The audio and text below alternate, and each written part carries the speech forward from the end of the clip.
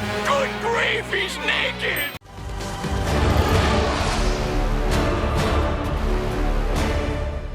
Hey, how's it going, YouTube? Welcome to Jurassic Magic, and I have some crazy news. This is something I never thought would happen in my entire lifetime for Magic the Gathering, and that's the fact that Gishath, Sun's avatar, was dethroned by Pantlaza, Sun Favored, as the most popular dinosaur commander out there, and in fact the most popular Naya commander. And this is all based off of EDHREC. They usually accumulate a lot of different data from a lot of different decks people are playing, and it turns out that Pantlaza is the clear favorite, and there's probably a lot of different reasons where you could kind of come across this. For one, obviously it is the glaring mana cost compared to 5, 2, 8. Pantlaza is a low to the ground commander compared to Gishath, where you're getting a lot more value. All the while, a lot of people see Gishath as a straightforward, I'm going to deal some combat damage, get a lot of dinosaurs out on the battlefield kind of deck. Now that's a lot of damage! And a lot of people do see it coming. All the while, Pantlaza is more low to the ground like I mentioned previously, and it's easier to cast him. To me personally, I love Gishath a little bit more because I love giant theropods. You're goddamn right.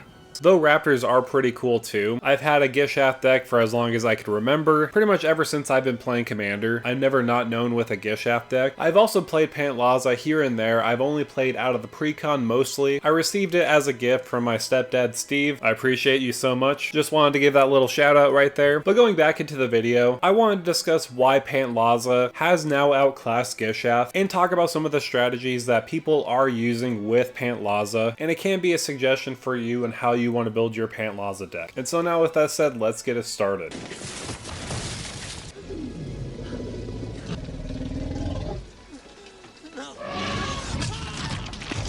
So I first wanted to take the time and read Pantlaza Sun Favored for 2 red, green, and a white, so 5 mana total for a 4/4. It's a legendary creature, Dinosaur. Whenever it or another dinosaur enters the battlefield under your control, you may discover X, where X is that creature's toughness. Do this only once each turn. So having that ability to discover on ETB can be huge. Sometimes when I play Pantlaza, I will discover 4 and find like a ramp spell, or there could be other situations where I find like a Curious Allosaur where I could swing in then now and draw a couple cards. Of course, the bigger dinosaurs you do put on the battlefield, the bigger the discover trigger can be. For example, Zacama Primal Calamity has a 9 power and 9 toughness. When it enters the battlefield, you get a discover 9. There have been a lot of different situations where I've discovered with Zacama Primal Calamity or another big giant creature with a high toughness, and the payoff was huge. For example, last March of the Ents, if you discover into it with Zacama, you get to draw 9 cards and put any number of creature cards that you have in your hand onto the battlefield directly, and there's a decent amount of haste enablers on the deck like Regisaur Alpha that could help you swing in right away too. But there are some serious big dinosaurs that you definitely want to include in the game where you could potentially discover into or discover with. Vaultborn Tyrant has been quickly one of my favorite dinosaurs to play in a deck.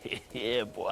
When creatures with power 4 or greater enter on your side of the battlefield, you get to gain 3 life and draw a card. So if somebody's really aggressive with a lot of life loss, you get to gain that life little by little. Also, not only that, when it does die, you make a token copy of itself, which can be very useful. Sometimes I play board wipes and I'm not afraid when it dies because it's just going to go right on the battlefield. Another classic I enjoy in this deck is Atali Primal Conqueror. Everybody knows it. Everybody absolutely hates it. Why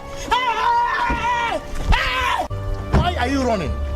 Why are you? Having the ability when it enters the battlefield to cast your opponent's spells on top of their library and your own spells makes this seriously impactful. You could use some top deck manipulation to make sure you get the right type of card on top of your library. Another dinosaur that has some serious synergy with Pantlaza because of the discover triggers you are casting from exile. Flaming Tyrannosaurus is an auto include. When you're casting spells from other than your hand, you get to deal 3 damage to any target, then put a +1/+1 counter on Flaming Tyrannosaurus. Also, when it does die, it deals damage equal to its power to each opponent. This can be a game ender depending on how much cards you cast from exile. I'm going on with a lot of different theropods because theropods, again, are my favorite. Gishath can be included in the deck too because when you swing in, deal some combat damage, most likely you're going to have a lot of dinosaurs entering the battlefield where you can discover with on top of that. But if you really want to discover big, Galta, any version of Galta is going to do just fine. The first version, Galta Primal Hunger, can only really be cost for 2 mana at most times for a 12/12. You get to discover 12 just for 2 mana. That by itself is great. Galta Galta and Mabrant is another great include, mainly because it has that attack trigger. You create a tapped and attacking XX green dinosaur creature token with trample, where X is the greatest power among other creatures that are attacking. So this is perfect because if we don't have any dinosaurs on a hand that we're casting, we get to just swing in, and if there's any other dinosaurs we control that are also swinging in, we get to make a huge dinosaur based off of how big the other ones are swinging. And lastly, Galta Stampede Tyrant is a must include in the deck. When it enters the battlefield, put any number of creature cards from your hand onto the battlefield directly. So it's very similar to like a Last March of the Ents, besides that draw trigger. But if you take advantage of, say, Greater Good, with Galta's trigger on the stack, you could sacrifice it, draw 12 cards, discard 3 cards, and then have Galta's trigger resolve, and then put any number of dinosaurs on the battlefield under your control that is from your hand. And I seriously could go on and on with the amount of dinosaurs I'm including in the deck. Those are definitely just some of the best ones that have the biggest and splashiest effects. I'll probably go over some more later on in the video, but those personally are the ones that are definitely going to help you change the game in your favor at least. Also, something important to note about all the dinosaurs that I've talked about is they basically almost all have enter the battlefield triggers, and including Pantlaza itself, so you definitely want to have a lot of blink options. Ephemerate is probably the most notable one. You just exile a creature you control and return on the battlefield, and it does have the rebound effect where you get to use it twice essentially. I also love Eerie Interlude. This can be used as a protection spell. Exile any number of target creatures you control, return those cards to the battlefield under its owner's control at the beginning of the next end step. This is one of the better cards, especially protecting against people who are trying to board wipe the board with like a farewell. Most likely not a lot of things can get around that. Eerie Interlude can at least protect your creatures, exiling them and then returning them back on the battlefield after the farewell has resolved. And on top of that, flickering all those dinosaurs is actually going to be a benefit for us. Not only are we going to discover with Pantlaza, we can get all those enter the battlefield triggers with some of those important ones like Atali Primal Conqueror or even Galta Stampede Tyrant. The same can be applied for Lazelle's Acrobatics. It's very similar to Eerie Interlude. Exile all non-token creatures you control, then roll a d20. If you roll 1 through 9, return those to the battlefield under its owner's control at the beginning of the next end step. Or if you roll 10 through 20, return those cards to the battlefield under their owner's control, then exile them again, and then return those cards to the battlefield under their owner's control at the beginning of the next end step. So you get basically 2 enter the battlefield triggers per dinosaur you exile, and that is pretty significant. I didn't want to include too many non-dinosaurs because I want to get the most out of Pantlaza's ability of entering the battlefield, discovering, and other dinosaurs discovering too. So I mostly included instant spells that we could respond to our opponents with, and I will say that's probably one of the better ways you could play with Pantlaza, and that's by playing like a tempo plan where you're really casting spells on your opponent's turn. Because if we want to get the most out of Pantlaza Sunfavor's ability, you'll want to make sure that you discover each turn, including your opponent's turn, because remember, you could only discover only once each turn. You don't just have to limit it on your own turn, you could also include it on your opponent's turns. And I don't want to include cards like Veldalcanori where you still have to pay the huge mana cost of dinosaurs. I do want to use cards like Monster Manual. This is a great artifact that you could utilize in your deck. You could use it as a sorcery adventure side, mill 5 cards that return a creature card milled this way to your hand, and if you cast it as the artifact side, you can pay 1 green and tap it. You may put a creature card from your hand onto the battlefield, and notice it doesn't say only activate as a sorcery. You can do this at any time, including your opponent's turns. So 2 mana tapping an artifact, all to put a dinosaur on the battlefield on an opponent's turn. Discovering with Pantlaza isn't too shabby. There are other cards like this, like Elvish Piper, along with Avia Automech Artisan, where they have the ability of just tapping itself and putting a creature on your side of the battlefield at any time. Cards like these are going to ensure that we discover a lot more than just on our turn. I know they're technically not dinosaurs, but I do believe that these will provide great payoffs later on in the game when you need them most. And I did want to point out another nifty combo that the MTG Dinosaur subreddit has talked about a lot, and that's using Sneak Attack along with Luminous Broodmoth. As the name goes with Sneak Attack, it is a very sneaky way of cheating in dinosaurs at any time on your opponent's turn or your own turn. Surprise, motherfucker!